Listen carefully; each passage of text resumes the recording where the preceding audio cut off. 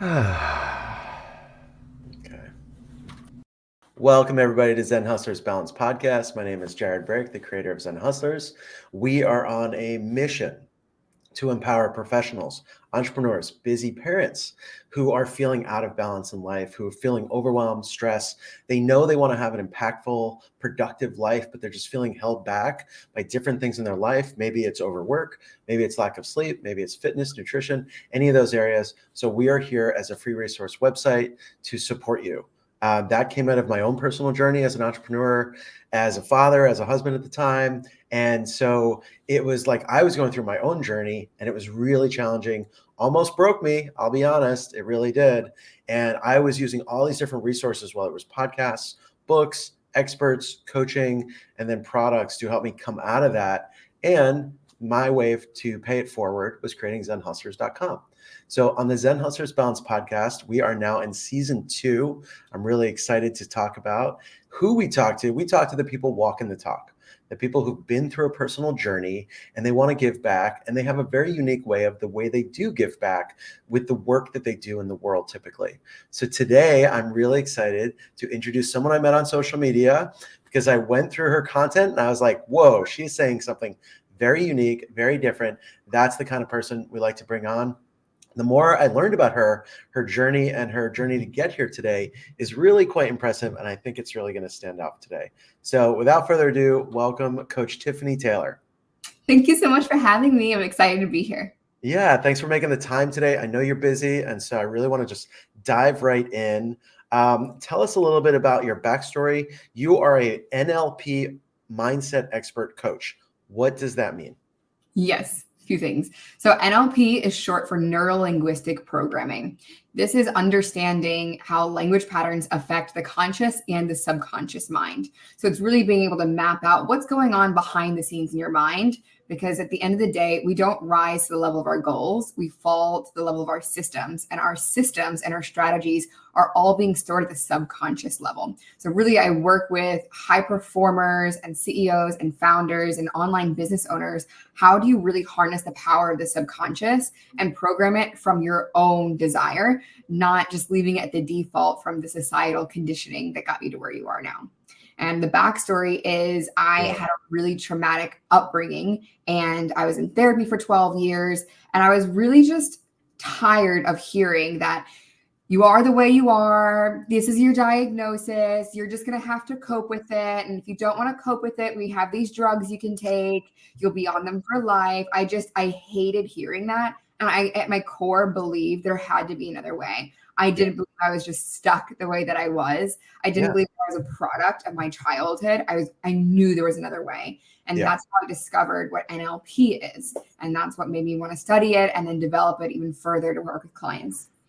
I think most people have heard of NLP, maybe through someone like Tony Robbins, or they've been through a training where they feel like it's like manipulation through language. So how do you reframe NLP where people might believe that kind of myth?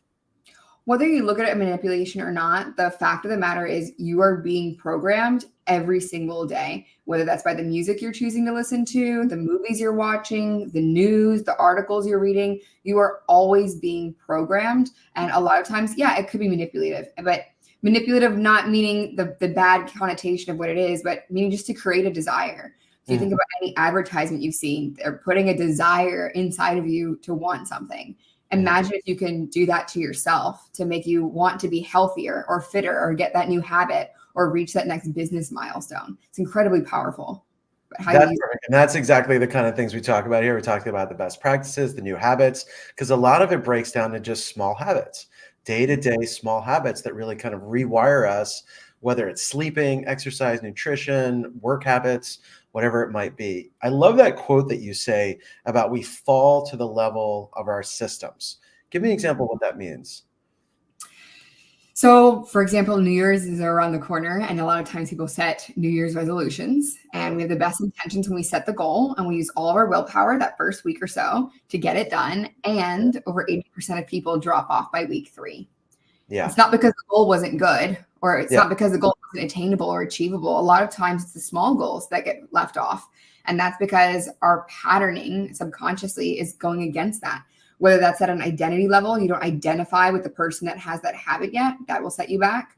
or if you're just conditioned to have a certain pattern. Like the way most people approach things is they try to change their behavior, but the behavior is a chain reaction. It's the feeling that causes the behavior. It's a thought pattern that will create your feeling, and it's a subconscious belief that's going to create those thoughts. So if you're not addressing transformation and change at the subconscious root, you are bound by whatever that pattern is because you're not aware of where it came from. Let me dive in a little bit. So give us an example of one thing that you overcame through this work personally.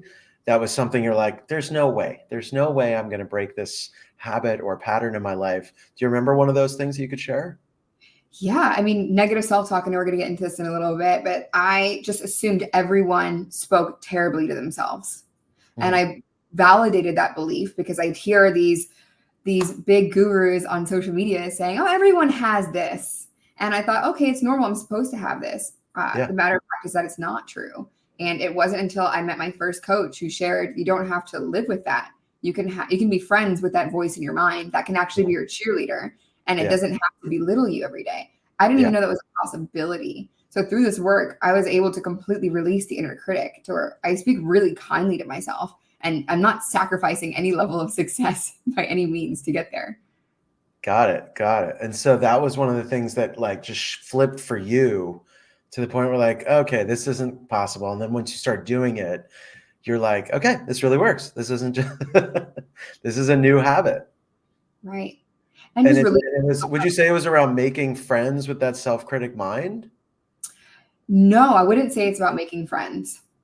What I've found through this work is majority of times that inner critic in your mind is just a voice that was recorded and stored. And usually when you ask someone a little bit deeper, tell me about that voice in your mind. What does it say? You can ask the question like, who does it remind you of? What mannerisms is it speaking with? And the person's usually able to pin exactly where that voice came from, whether it was a school teacher or a relative early on under the age of 7. So I wouldn't say it's about making friends. I think it's more about bringing the awareness there, understanding where it's coming from, and then negotiating to evict it. I like calling it an eviction notice. An eviction. Oh, I like that. And see, this is what I think about your work. You found some really interesting ways to reframe this and use language to talk about it in words we haven't heard before. Right. And so that's one of the things I think is really interesting about the way that you frame your work and the way that you do your coaching. Tell us a little bit about coaching. What is it? What's the process like for you? So the process is different for everyone because I do both mindset coaching and business coaching. Yeah. On the mindset side. Wait, pause there for 1 sec. What if you don't do both? Let's talk about that for a sec. If you just do business coaching or you just do mindset coaching, where's that disconnect? That's why you've unified the two. Where is the disconnect, you're saying? Yeah, because if I'm just doing business coaching, which I just came back from a week seminar, business coaching, but it was mixed with a lot of mindset coaching, is one of the reasons why I love Steve. So if you're just doing one and not the other, where's that disconnect? So it would be on the strategy side. Yeah. I found that people either have a gap on the strategy side or they're having a gap on the mindset side. Majority of people, you can give them a 7, 8, or 9-figure business plan and they're not able to execute it, even though they'll try their best. And that is because of either a mental block or an emotional block. In that case, it's mindset coaching that's needed. And what that looks like is doing a full emotional reset, which means the 5 core emotions: anger, sadness, fear, hurt, and guilt. All of those go through a full clearing to where they're neutralized and no longer having an impact on how you're making decisions. Then I go into releasing any limiting decisions or beliefs. If there's a parts situation where part of me wants this and part of me wants that, those parts get to come together in a full integration. And then we start to wire what that future looks like, the future identity, the future habits. That's what the mindset side looks like. The reason there's a disconnect, whether it is what someone wants. Some people have the mindset right and they genuinely have no business background. They don't understand what an ideal client avatar is. They've never had to do marketing research before, and they don't know how to professionally communicate themselves in a way that converts to revenue for them. That's when business coaching would be a little bit separate. That's great. And where did the business coaching come from? Was this a different coach program that you did? Because it's very different than the NLP coaching. So tell us a little bit about that journey that you were on. So here's the intersection of the two. NLP is all about communication modeling. And the reason a lot of times someone's business online isn't converting is because the communication is being lost. the way they're meaning to say something isn't quite translating to their ideal client. So I work with a lot of online business owners on how to translate their branding, their marketing, and their sales messaging in a way that's communicating. So effectively learning how to apply NLP in your business. Oh, I love that because as you know, my day-to-day work is a media company. And so we're putting people on camera all the time. And this is not something that we talk about because we don't have the time usually to get into training before people are on camera. We usually show up on the day, we've got cameras, lights, mics, everything's ready. And then we, go to say, hey, action. And they're like, and they know their words, they might know their script, but again, it's like there's a missing disconnect in the translation for people with the energy mostly. Because I think a lot more comes through. I mean, it's proven through video, a lot more information is coming through. It's not just the words that you're saying on the script. It's really the energy, the tone, the vibe, and the words. And do you mean the words that you're saying? So I love that work because that's an area where I don't think, again, a lot of people are tackling. And it's it can be intense work to do. Mm-hmm. Yeah. Is there any stories that come to mind of a client that had a big breakthrough or a success story around this area specifically? Yeah, especially around speaking. Yeah. The fear of public speaking is one of the biggest fears that Americans have. I Yeah. think it's number two after death, I believe is the Yeah. first one. I know. People are more afraid of public speaking than dying. It's pretty intense. Yeah, it's pretty interesting. And I think one of the reasons, and I'm curious to hear your take on this, a lot of times when someone goes to speak, they don't feel prepared. And so what they'll try to do is create a script or they'll try to get their bullet points and they'll try to memorize what they're saying. Yeah. When someone does this, they're using like 0.6% of their whole mind. And all it takes is an interruption, a typo on a slide, a tech problem, and they're lost, they've blanked out, and they're gone. So I've seen it hundreds of times, actually. Yeah.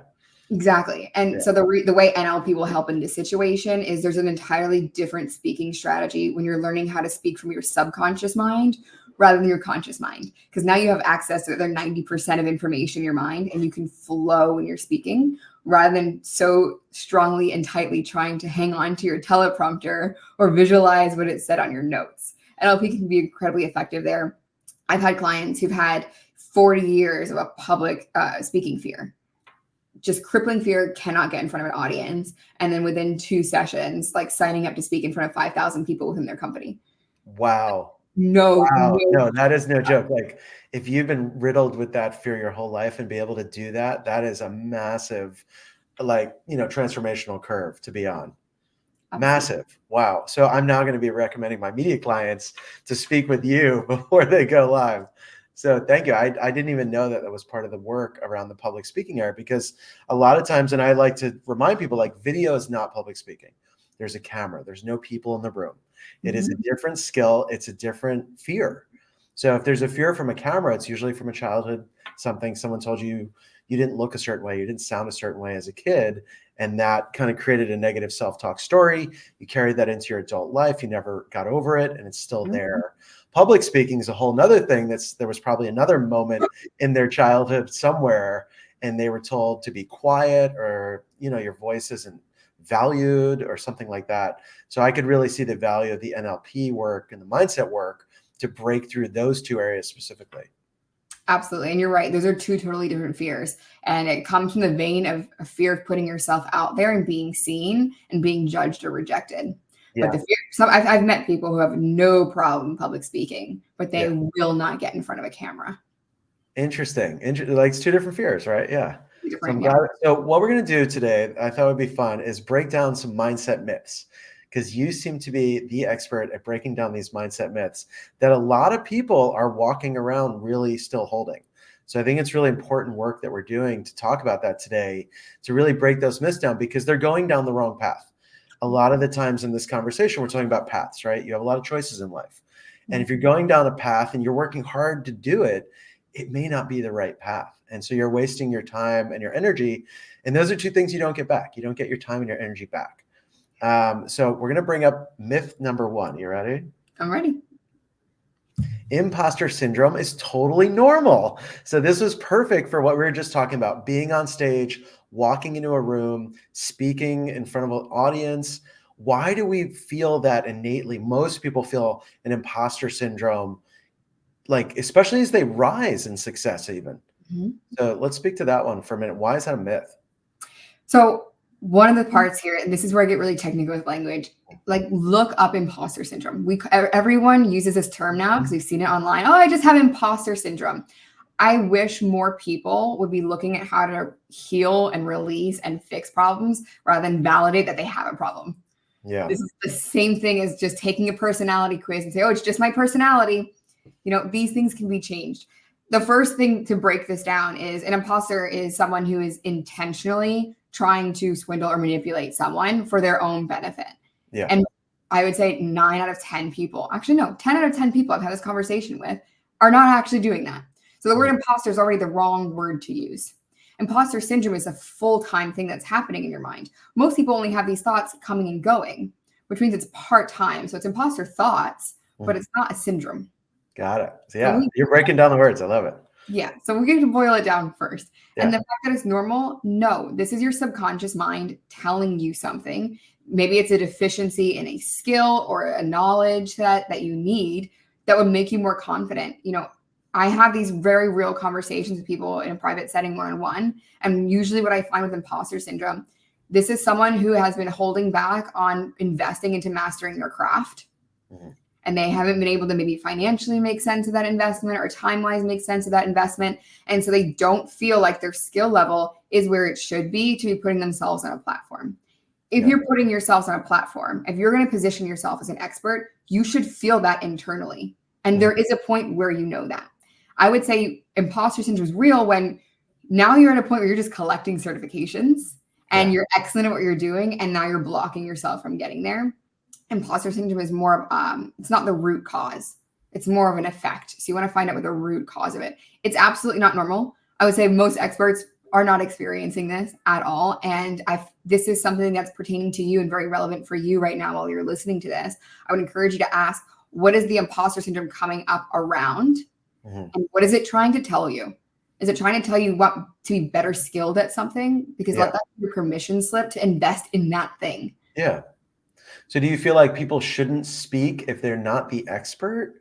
Is that one takeaway? Like, hey, if I don't feel like I've done enough research or expertise or work in this area, I shouldn't be speaking. I feel like that is related to what people are thinking when they're getting up to speak, or maybe it's even doing a video. So how do people address that when maybe they're at the start of their journey, getting into a career, getting to an area, but they do have something unique they want to talk about and share?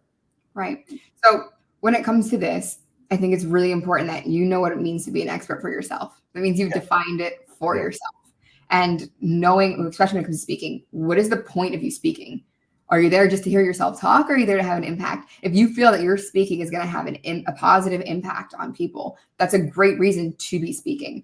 But what I'm saying is don't avoid the fact that you're having these thoughts, because they are trying to tell you something. And from what I found, when we have something that we're coming up against and we try to ignore it, we'll only get so far before it knocks us back down.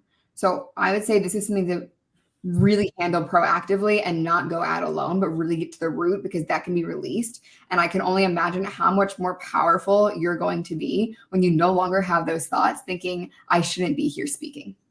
All right. So what is the myth? Remind me one more time. The myth is that imposter syndrome is normal. It is not normal. You can release this and you'll be Not so normal. much more powerful when you do. Love it. Thank you. All right. Myth number 2. Negative self-talk is completely normal. Your brain's going to try to bash you. It's your ego. It's your self-critic. It's the judge. All these different names we've given it. Totally normal. Yep. Not normal. Now, and here's why I say that, because it's very easy to normalize things based on the environment you're in and the people you have around you. And technically anything can be normal. So it's a dangerous word to use, normal, because what we end up doing is setting a really low tolerance and a low standard for our lives. It's really normal, I'm sure, in some neighborhoods to do drugs. I'm sure there's some really bad neighborhoods where that's normal. Do you want to go into that neighborhood and say, well, it's normal there, so it's normal for me? Absolutely not. You get to choose what your standard of living is, your quality of life, your quality of work, and you get to decide what the standard of the state of your mind is. So don't normalize self-talk. There's people who have no negative self-talk. And I can guarantee you, if you're listening to this podcast, you want to be one of those people. Yeah, that's a pretty big breakthrough right in itself, like, to think, and I would say that's a challenging concept for people to even take on. Like, well, come on, Tiffany, like I'm having a hard day. This is not working for me. Come on, like my car just broke down. I just lost my job. My boyfriend broke up with me. These are like things that happen in your life, and then we go into this spiraling of negative. So Mm-hmm. if someone's going to a spiraling of negative, multiple actions are really happening in their life. It's not a false thing. They lost their job, their car broke down, their boyfriend dumped them. What are some things they can do in a day-to-day world where they're not going to that negative self-talk spiral? Talk to yourself like you're speaking to someone you love. I Yeah. can guarantee if someone you love just went through a heartbreak or had a really bad car accident, you wouldn't be saying those things to that person you really care about. Yeah. So start to just make the decision that you're going to speak to someone like you care about them when you're speaking to yourself. And if you come into one of those situations, you recognize yourself in a spiral, we get to pause and say, wait a minute, how do I want to respond in this situation? How does this next level version of myself respond to the situation? If this was happening to my best friend or my sister or my cousin, how would I speak to them in a way that would be encouraging and loving? Yeah. That's the first thing you can do today. So it's almost like step outside yourself. Don't make it about you. Treat yourself as you would others. It's pretty much a, pretty global value. Treat others as you would like to be treated. So Mhm. kind of own that for yourself first. Do you have any Right. Most technique? people Yeah, go have no ahead. problem treating other people better than themselves. Yes. This is Yeah. almost the inverse. Like Do treat you have any yourself. techniques around the pause, the moment of pause? Because we're fans of Mel Robbins' work and her book, 5 Seconds. So counting down for 5, 4, 3, 2, 1. I like to do a snap, have an auditory things like snap, and it gives me that moment of pause. Do you have any techniques around the pause? Taking a deep breath Mm, is huge. And I can tell you, even just to deepen the relationships you have around you when you see someone, if you just say, hey, it's so good to see you, let's just take 3 deep breaths. Every yeah, time I've done this with someone, they've said, wow, I really needed that. The truth is, most of us do need that, and we just don't give ourselves the moment to do it. So I really enjoy taking a big, deep breath. got it. All right, we've got another mindset. So what's the mindset myth here? The negative self talk is normal. Nope, not normal. Okay, mindset myth number 3. Mindset work equals a positive mindset. Yikes. We already kind of broke this one for you with the negative equals. So no, why does mindset work not equal a positive mindset? And let's break those two terms down. Mhm. Mindset is a big umbrella term that people tend to generalize. Okay. Positive mindset is within the vein of mindset work, but it's just one part of it. And we were talking a little bit before the show about this. When it comes to mindset, if you think of our mind like a filing cabinet, we have a lot of clutter and junk in there. Just adding more positive files into this filing cabinet is Like, not going to take out the yeah. negatives. We talk about water. I'll give you an example. This is a cup of Okay. water right now. Oh, cool. Adding more water to this is not going to change the fact that there's blue stuff in it, right? The blue stuff's still going to be there until we remove and Yeah. eliminate the things that are setting us back. That Mhm. positive mindset stuff is not going to be on fertile ground to grow to a Mhm. place where you want to be. Got it. And just remind us what's in your water. This is methylene blue, Okay. What does that do for you? and it helps increase the oxygenation of your blood. And for me, I use it just to have more mental bandwidth. It's really good for cognitive function. I can show you the bottle.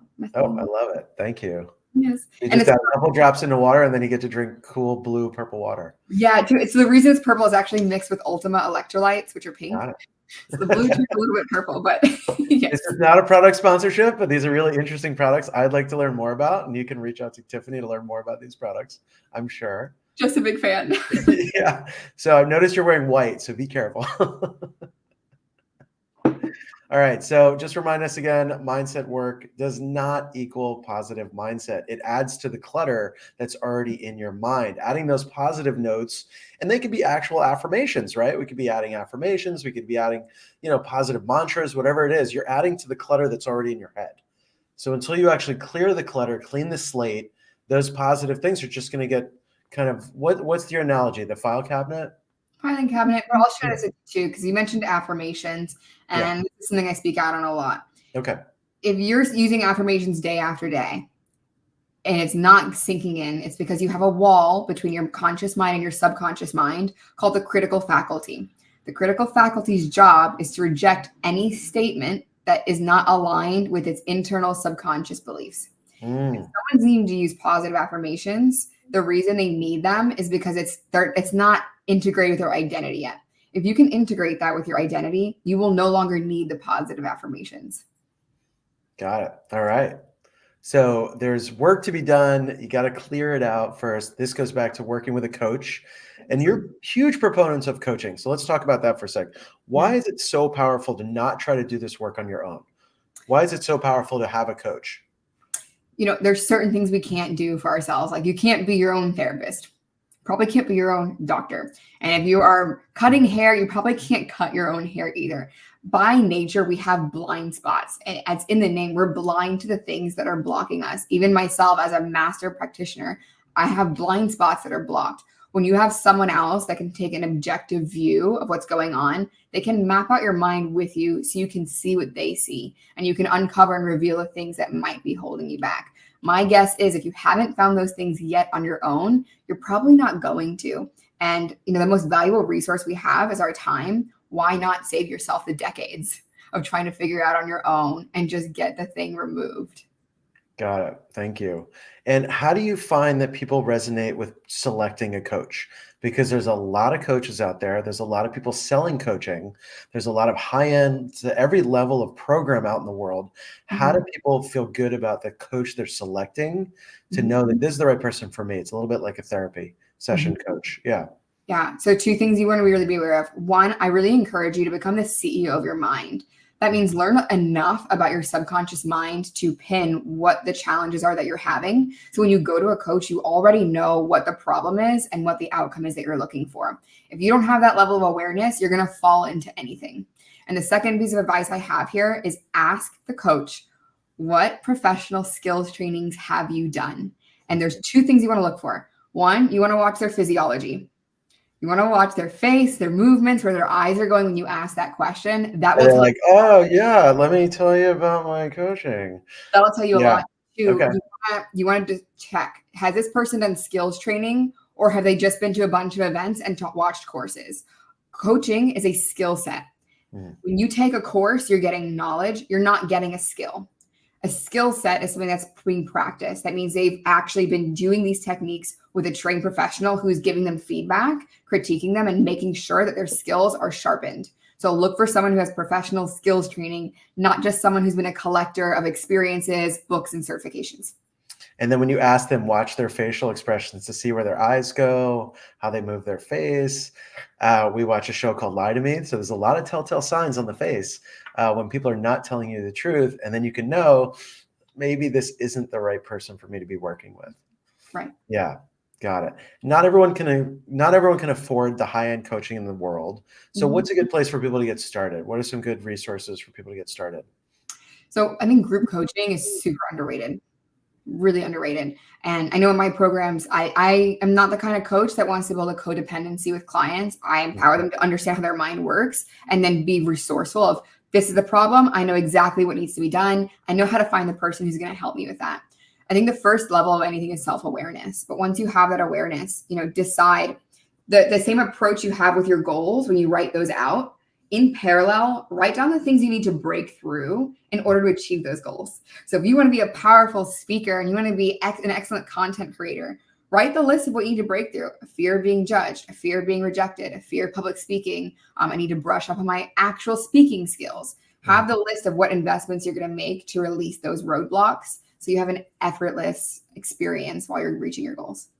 I love it. It reminded me of we're coming up, it's November right now. We're recording this, coming up to the end of the year. People are going to be making their New Year's resolutions. We know a lot of them, unfortunately, are not going to hold because of the things we've talked about in this episode. So let's talk a little bit about how do we create a goal that's really the right goal? Because I think, and some of the work we've been doing over the years is we can only make goals as big as our mindset, right? When people say, how much money would you like to make? It's actually hard for people to conceive a number that's way bigger than what their potential is. So, or what they're limiting their own potential, even with just a number, a financial number. So when people are creating goals, how do you reframe them to also address the reality of like, you're thinking small. Like Mm. your mindset is like the blinders are on. You're thinking quite small. So let's talk a little about goal creation. So when it comes to goal creation, most people are missing 2 reference points. The first reference point being a vision. The vision has to come first. You have to know what you want your dream life and business to look like. What is the actual dream? It's probably not working 40 hours a week or more, No. right? What does your dream life look like? And is that going to be sustainable for the future goals that you might have? When you have that reference point, you need to know what your values are and make sure those are aligned. You know, a lot of times people know when something's out of alignment. If you actually want to increase the chances of hitting your goals, you need that alignment with values and also vision. And then when it comes to setting the goals, of course, you want to make sure they're specific and measurable and attainable. Smart You don't goals. have time. Yeah. You want to make sure they're smart goals, but that alignment is going to be everything for you. Knowing, asking the question, if I stop myself from hitting this goal, how would I do it? If I was going to sabotage myself from hitting this goal, how would I do it? If you already know the answers to those questions, you can set yourself up for success by not only having goals, but adding layers of accountability around you to make sure you're actually going to hit them. Thank you. That was really good clarity around goal setting because I think a lot of people, there's not a structure. Like you said, there's not a system. It's too kind of up in the air and people don't know how to reframe even making a goal. There was something that Tim Ferriss had talked about around fear setting also. Oh, So I love this. actually achieving, knowing, well, what is the fear there? And what is the fear to overcome? Because it's getting in the way of my goal. So there's goal setting and then there's fear setting, which is really just getting in touch with what the fear is so that you can actually address it. So do you guys use that in your work? I don't use fear setting in the work. Yeah. No, I'm more identifying like the subconscious root, but I can share what a mentor shared with me that I loved when it came to setting goals bigger. Just think about the most money you've ever made in a day. Your potential for income for the next goal should be 30 days or 20 working days of making the most you've ever made. So 30 days of making that every day of the month. Yeah. Right. That's the potential. That's what the goal should be. Yeah. Most people, have a big month and think, oh, I'll just aim for the same thing next month, rather than saying, wow, I just hit a whole new level. This is my potential. That's that mindset blinders I think that we have. It's really hard to think like, oh, and people say, oh, I want to be a millionaire. How about you want to have a 734 million in your bank account? Like it's like the whole idea of the mindset thing is like it's so limited because you can only see what you're thinking and it's only as big as your growth. Right. So if you haven't grown, you're thinking still this little. And you really can't think that big. I know Tony Robbins is a big fan of you. People tend to, try to overachieve in a year and underachieve in 5. Yeah. Their vision, like back to what you were saying, their vision is not wide enough to really encompass a really grand life. And it doesn't always have to be about money. I think that's the other thing. It's not always about money because money to all of us means something. It's an emotion that we're trying to get to. So as you're saying, again, what is that value that you're trying to get to underneath the core of like the number, the money, the house? What is that? So anything else coming up around goals for the folks for the new year? Yeah, when it comes to vision, I think it's important you just have a vision, but you should have a vision for every area of your life, whether that's what your physical environment looks like, what your health and fitness looks like, what your relationships look like. You should have a vision for all areas and you should have goals for every area too. So if you want a really simple framework you can play with today and cut it in half if it's overwhelming, but set 100 goals, which would be 10 goals for every area of your life. Okay. And you can break those up into quarterly if you'd like, but that's just a really simple structure to get started with. Just this exercise will challenge you to think bigger and dream bigger about every area of your life holistically. I love it because even by just, putting it on paper or however you're going to get it, typing it, it's creating a mental pattern of like, hey, we want this thing. Let's put it out to the consciousness that this is the thing that we want to attract to. And it does come back to law of attraction. I've seen it in my own life. Whereas like, if I didn't even have the goal or the thought, how could I attract that thing into it? Right. So I love the 100 things. It does seem a little bit daunting. So wherever you want to start in that journey, just start writing down your goals, start writing down your vision and your goals, and then breaking them into different parts of your life. I love that. So you had mentioned to me before we started recording that you have a challenge coming up. So tell me a little bit about the challenge you have coming up. Yes. So the precursor to knowing what to invest in when it comes to your mindset is having awareness on what it is you want to break through. So I created a 7 days to elite awareness challenge where I walk you through the most common mental and emotional blocks, those invisible forces that are going against you. I created a challenge like this. It's about a 5-minute video every day for 7 days, walking you through something new in the subconscious with a beautiful workbook that I created as well, Nice. just to really empower you to analyze yourself. What is it I want to work on? What is it I want to change? And how can I be more resourceful in getting those breakthroughs? Awesome. And when does that start for people to join that? Should be up as soon as next week. So if you're Okay, listening to this, great. it's This will be live as soon as we go live on it. And so Tiffany Taylor has got a lot of great videos on her social media. Definitely follow her on Instagram at Coach Tiffany Taylor. Check out her website. I've found a lot of good, valuable resources on your website. And now you've got the challenge so people can DM you, I'm guessing either on social media or on your website, to join the challenge coming up. Absolutely. I can't wait to see you guys inside. That's awesome. Thank you so much for joining us today. I got a lot out of it. One of the reasons why I do this podcast is just keep me in the conversation, keep me meeting amazing people who are doing breakthrough work. And I'm really impressed with the way that you're talking about it as an NLP expert, and also the way that you're mixing business coaching with mindset coaching. I think that's a really unique offering. So thank you so much for sharing that with us today. And thank you so much for having me. You're welcome. All right. So I want everybody to stay tuned. Zen Hustlers is going to be offering our first live event. It's a little scary to say. We were going to go live right before COVID happened. And then COVID happened and we focused on our podcast. So we're going to continue our podcast. We're now in season 2, but we're going to be having our first WTR water event. And WTR means wisdom, transformation, and reset. So it's going to be a mixture of speakers, in-body practices, so breath work, Qigong expert is going to be coming. We're also going to have music, and we're also going to have like live participation. This is not going to be a sit down in your chair, listen to a speaker only type of event. It's going to be right here in Santa Cruz Mountains in the Redwoods, and we're going to be leveraging the beauty of nature also coming into this event. So that's going to be in mid-March. Stay tuned for that. We're going to be releasing that shortly. Again, WTR in March 2024. We'd love to have you here. We're not sure if we're going to be streaming it live, but of course, we'll be recording this session. So if you can, make it out to Santa Cruz, California in the spring, as spring is changing on the Ides of March, we'd love to have you. And if you have any questions for us, we're here as a free resource website at zenhustlers.com. We're open to suggestions of what you would like to learn more about. And we feel like the people we've curated and the things that we've curated for you are really the next steps on your journey. And today we had a great example of that with Coach Tiffany Taylor. Thanks for watching. Thanks for tuning in. And I hope to speak with you soon.